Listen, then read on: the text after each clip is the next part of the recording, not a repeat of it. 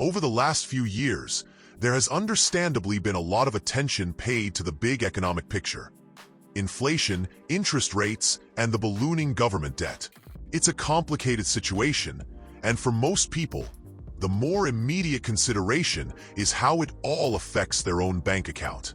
You work hard, but it feels like you're just about keeping your head above water as the cost of everything seems to be on a relentless climb. This isn't just a feeling, it's a reality reflected in the numbers. But that doesn't mean you're powerless.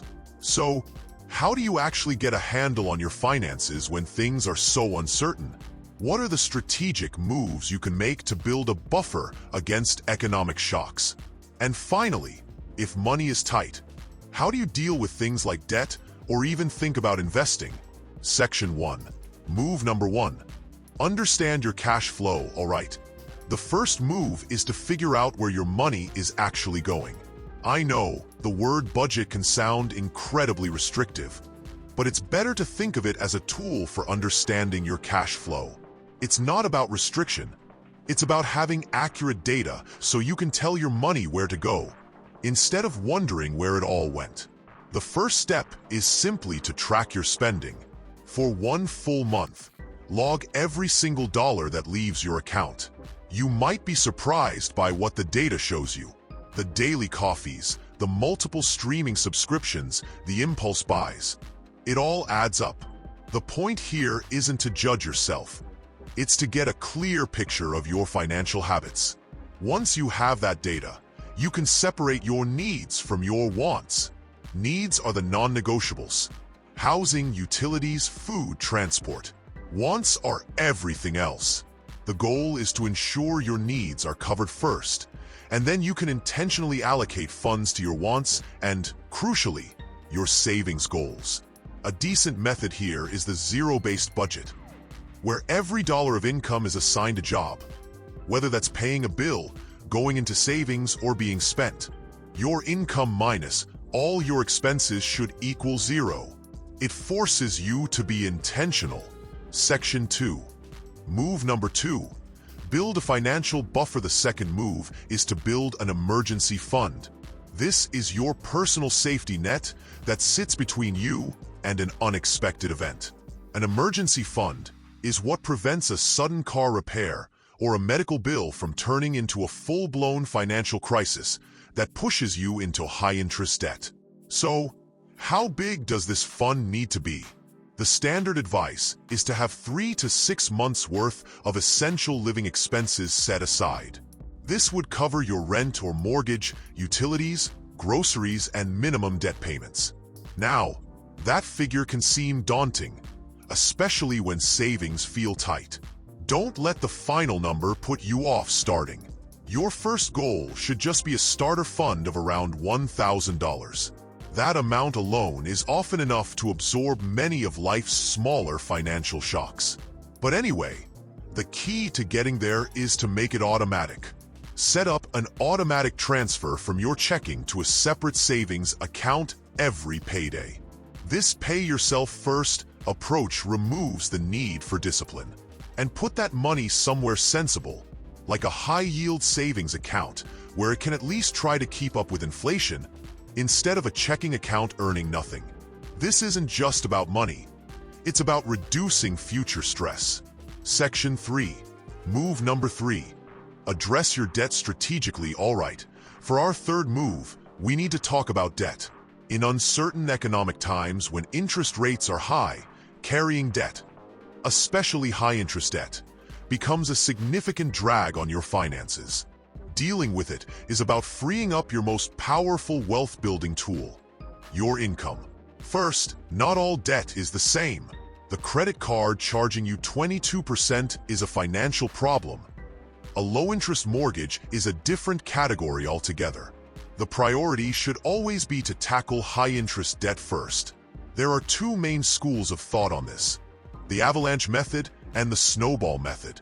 With the avalanche method, you focus extra payments on the debt with the highest interest rate while making minimum payments on the rest. Mathematically, this saves you the most money. The snowball method, on the other hand, focuses on behavior. You put your extra payments toward the smallest balance first. Once it's gone, you roll that payment onto the next smallest. The psychological boost from clearing a debt can provide powerful motivation. Whichever one you choose, consistency is what matters.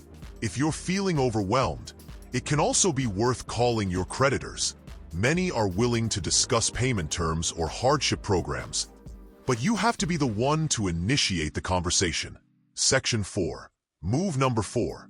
The counterintuitive logic of investing in a downturn. Our fourth move might feel like the last thing you should be doing when money is tight, but we need to discuss investing.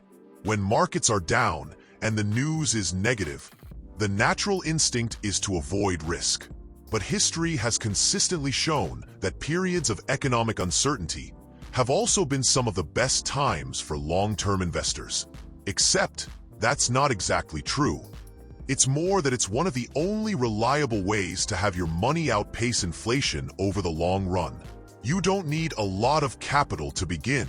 The key is consistency, not trying to time the market. Start with a small, regular amount, even $50 a month, and automate it. This is a strategy known as dollar cost averaging, and it smooths out your purchase price over time. For most people, especially in uncertain times, diversification is critical. Instead of trying to pick individual stocks, it's generally wiser to consider low-cost index funds or ETFs. These products hold a basket of stocks, like the entire S&P 500, which automatically spreads your risk.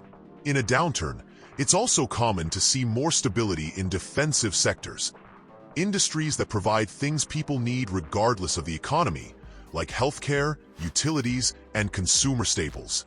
But anyway, the main point is that investing is a long-term strategy. Making emotional decisions based on short-term market movements is rarely a winning formula.